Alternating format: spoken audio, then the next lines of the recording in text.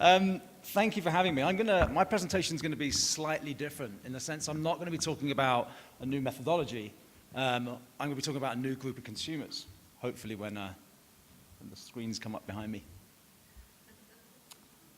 Who here would class themselves as a millennial, i.e. 20-somethings to early 30s? Gen Y.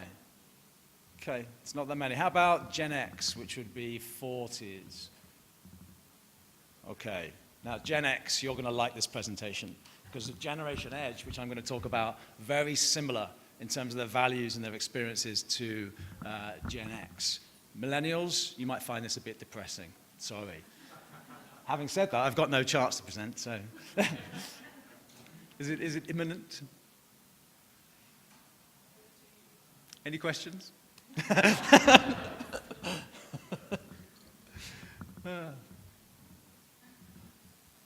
Well, the research that I'm going to share with you is actually based in work that we did in the UK, Canada, and the US.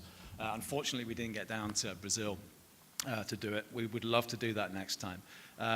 The reason we did the research is our agency is purely qualitative, strategic qualitative, and we spend a lot of our time talking to young adults. And for the last 10 years, we've been telling clients and learning about millennials. And millennials, to a large degree, have shaped the contemporary marketing environment within which many of you guys are operating. I would argue that approaches like co-creation, communities, are very millennial ways of doing research. The research we've been doing recently with teens has revealed a generation that is very, very different to millennials. They've had a different context within which they've grown up, and as a result of that, they've got a different set of values. So we decided to go away and do our own research.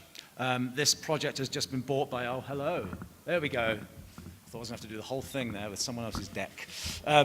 This research has actually been bought by a TV company, so it will be made into a global documentary. It will also become a book. But anyway, I can stop trying to fill the air and, and get into the presentation. So for the next 20 minutes, what I'm going to do is talk to you about what we've called Generation Edge. And let's see if this works as well. Do I click the right-hand one like this? Okay. What I'm going to take you guys through is firstly a little bit about millennials, to remind you guys who Generation Y, or millennials as we call them, are. Then I'm going to talk about Edge and what's defined Edge. I'm going to talk about the economic, political, social, and technological forces that have shaped this generation. Before telling you guys about some of the things this might mean for brands and indeed research. Before I get to our Gen Edges, I want to talk a little bit about millennials. Now, millennials were formed from a world that was a combination of crisis and opportunity. The crises of 9/11 and global warming, but the opportunities that came through from a booming economy and technology and the digital revolution. So as a result of that, millennials can be defined by these being achievement obsessed. They're completely goal orientated, and I'm sure there's many millennials in this room who will appreciate that. Relatively conformist. They want to succeed in ways that are socially normal. They're not rebellious, collaborative. They love working in teams. They have an extended adolescence. They stay at home until they're 30 plus, and that's usually the men. They are very, very future focused. They're always talking about where they could be, where they're going. Very idealistic. They believe they can change the world. Very optimistic. And these guys think technology is really cool. These are the guys queuing up outside iPhone stores. But the world has changed, and the generation that the times that Gen Edge are growing up in, optimism and opportunity are in short supply. If you could press play on that.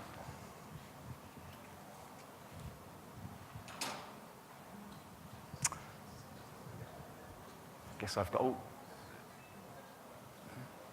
sound.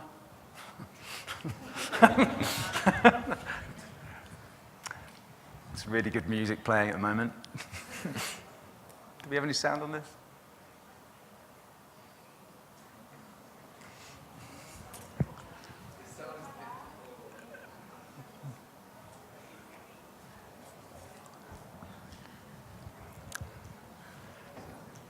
Should we try again?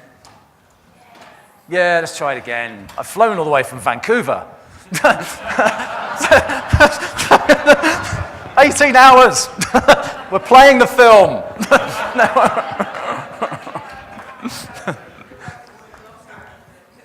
Huh? We going to do it? Are we going to try it again? Because I've got another film at the end, which, if that's got no sound, will really suck.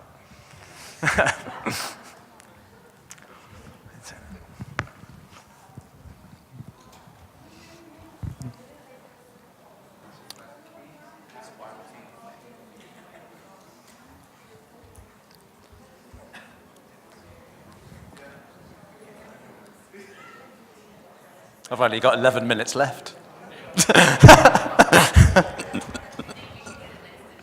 Thank you. Whoever said that? Let's stay here. We're taking this place over.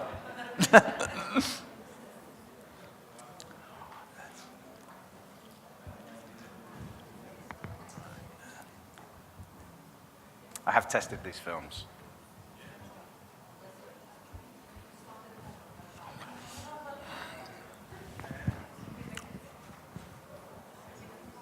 Still no sound. Boo.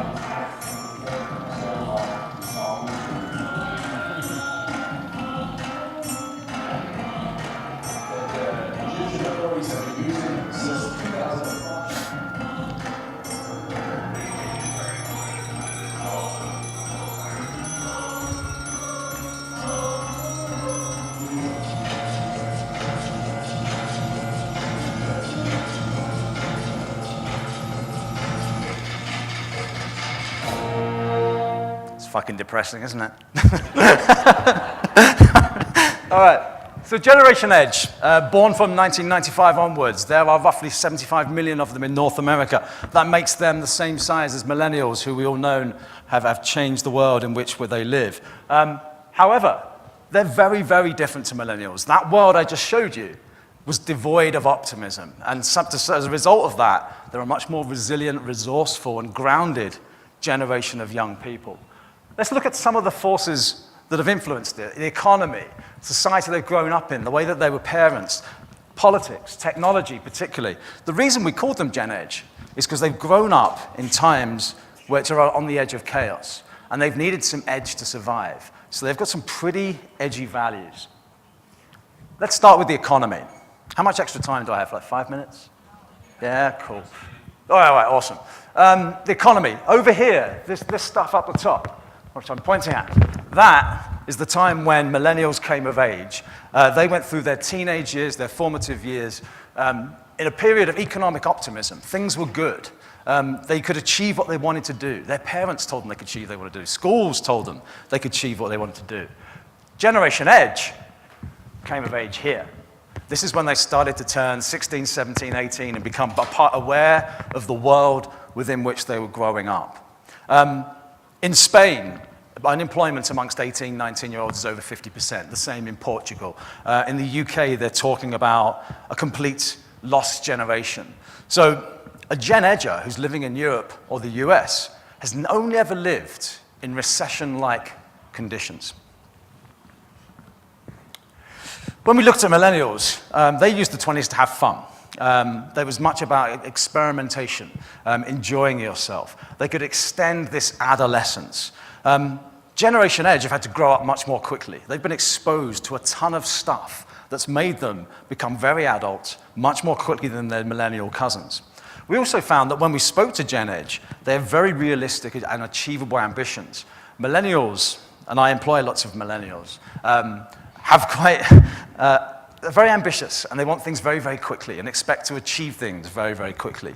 These guys are a little bit more grounded in that way.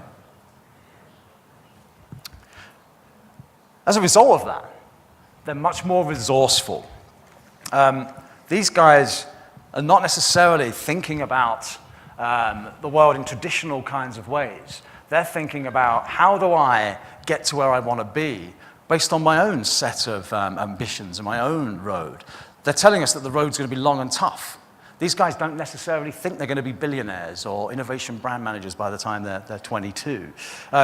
They are thinking, instead of going to university, they're asking the question, shall I do that? Is there a better way of achieving my ambitions? In the UK and across Europe, and there's an economic reason behind this, university attendance rates are down in most countries. And that's because one reason is money is harder to get their hands on.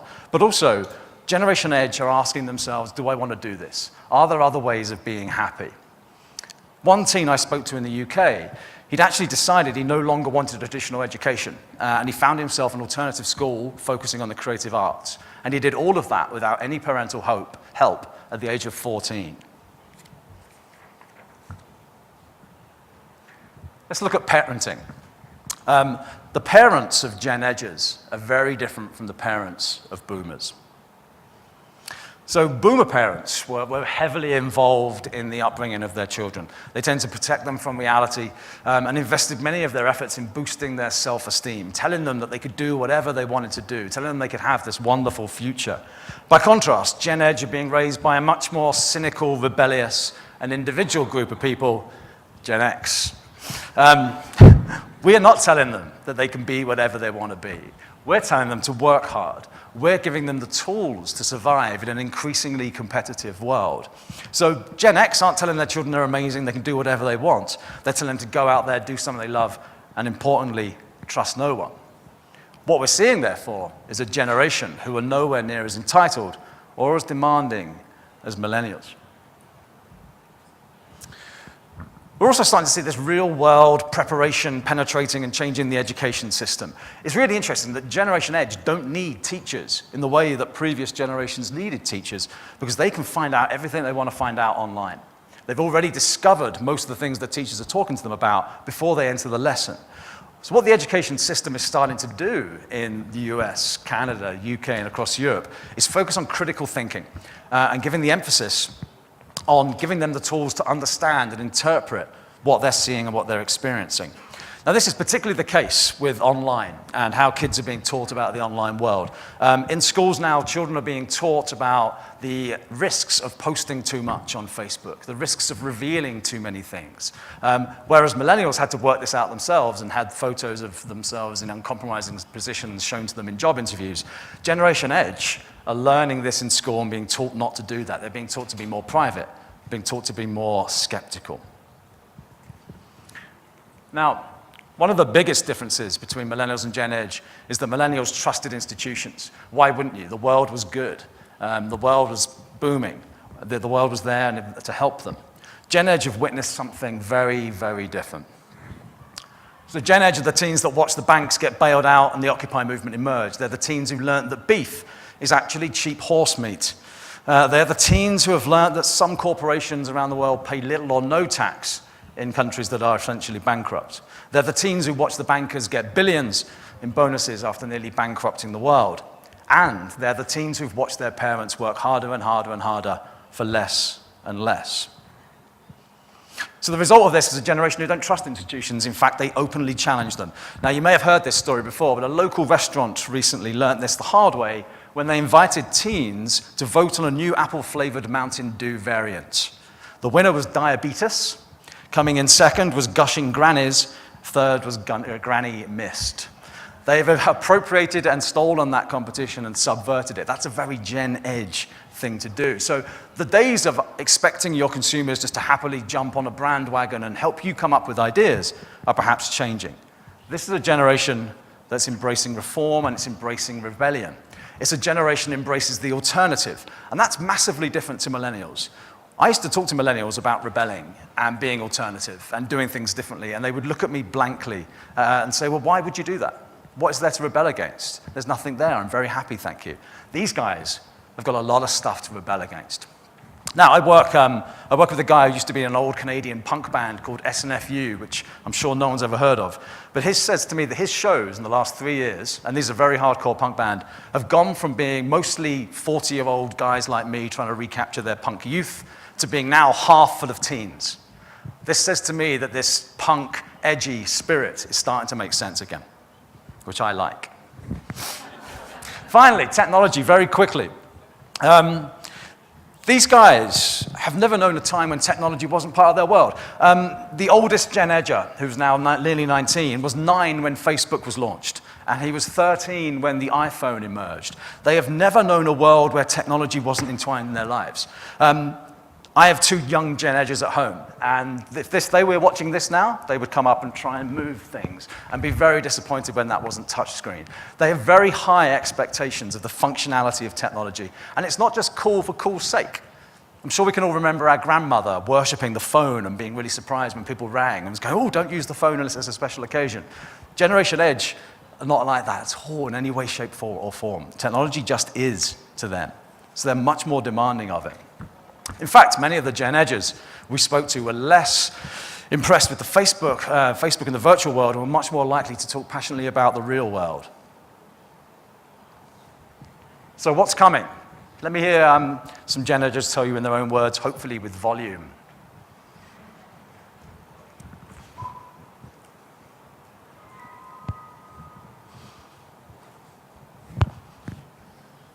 You will see the mass of people tend to over and try to avoid that. The global competition for everything we have. I believe that your generation has a very, very difficult road ahead of them. There's so many different things happening in this world that you did not create that you guys will have to try to fix. Pollution, poverty, deficits, politics, laws. I worry about the academy, the debt she's going to incur from schooling, and I worry about her getting out of college and not getting a job. Unsettling, not knowing what's going to happen. Am I not going to have what I want when I grow up? The recession has taken a big impact on a lot of people. You know, college, I mean, I can't really pay for it. It's kind of showed me that you don't know what you have till it's gone. I hope that by the time I'm 19, I'll be able to not have to worry about that as much. A lot of news and other information coming to them without being filtered or approved by parents. Just you're bombarded with like entertainment and information. And Media makes this generation grow up a little bit faster because everything's so invasive. They're good at searching for things. They're good at telling what's real. You can go on the internet, you can search anything, and you'll get a whole bunch of answers about it. if you like something, go out and do it. Don't like it on Facebook, do it. And that's when you can really say you're giving back and when you're being productive. Much prefer talking to someone face to face than over the internet. Whatever you put up on the internet always stays there. I try to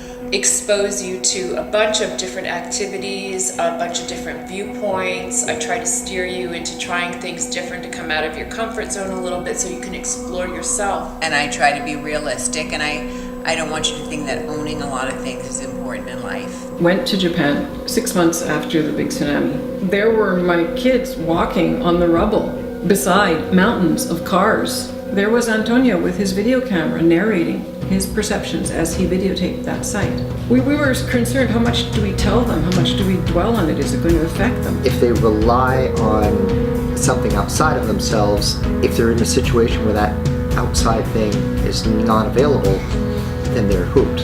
I just like the tangible world, and I think that when we're touching things or having that, we're making circuits. When it comes to state of the world, I'm most afraid of war. It's confusing, unstable. Really corrupt. I don't think things are very fair. We're not moving ahead. Like there's a lot of inequality. Knowing about things like wars and terrorism, they grow up faster. I'm not rebellious to be rebellious, but like I'm not going to like something because it's hip or cool. I'm going to like it because I like it. We do a lot of charity for homeless people. It's made me happier to feel like I've actually done something to help someone. Really passionate about like equality. I guess we have to grow faster because we have a lot more problems with the earth itself and America not being at the top anymore. I do think they're resilient. I think they have to be.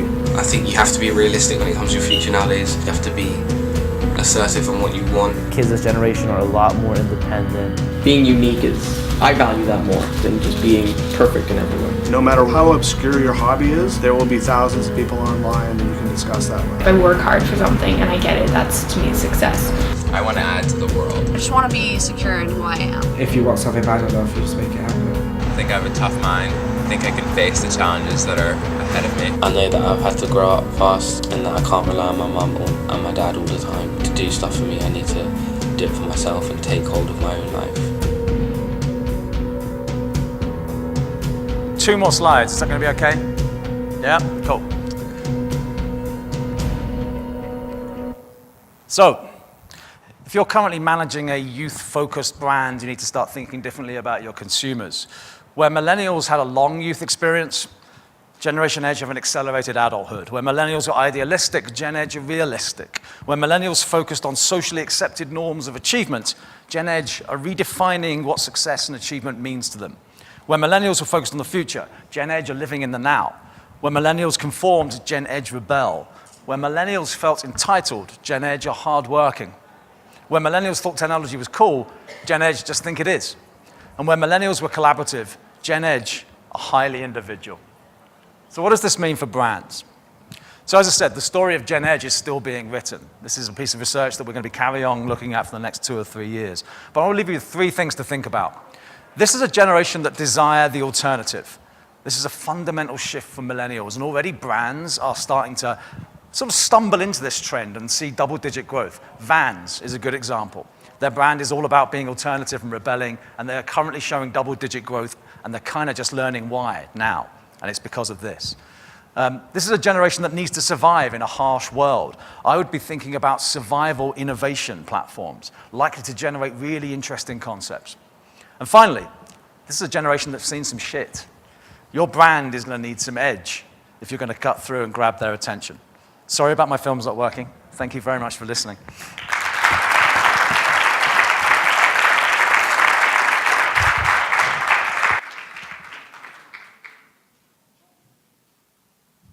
Ok, gente, nós temos 1 minutinho ou 2. Alguém quer fazer alguma pergunta para o Ian? Ali.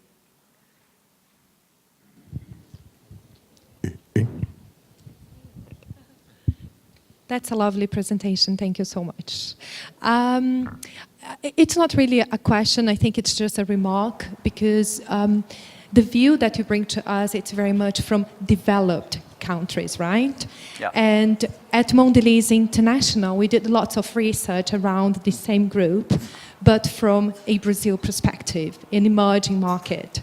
And what you're going to find, and I think it's really nice if you have the opportunity to go into deep dive in emerging markets, especially around this part of the world, you're going to realize that the people are the same. This kind of, young adults are the same. They have the same anxieties.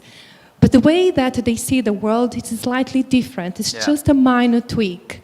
Because in this part of the world, especially in Latin America, we've been seeing all these changes for many, many years. By change, I mean all the problems that we have with security, with education, with poverty.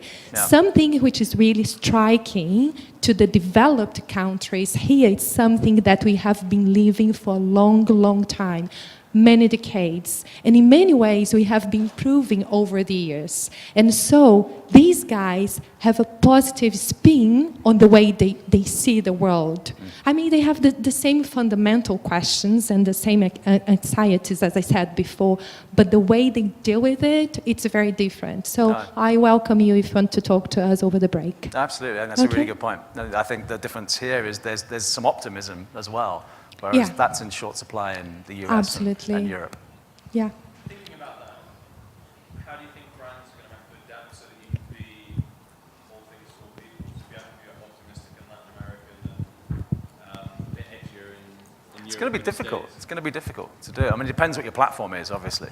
I mean, you can imagine a platform that's about being different and rebelling that might be expressed in a sort of more extreme way in one market and a more creative, individual way in another.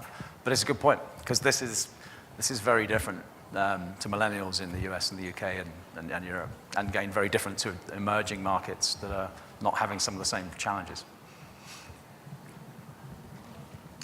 Cool.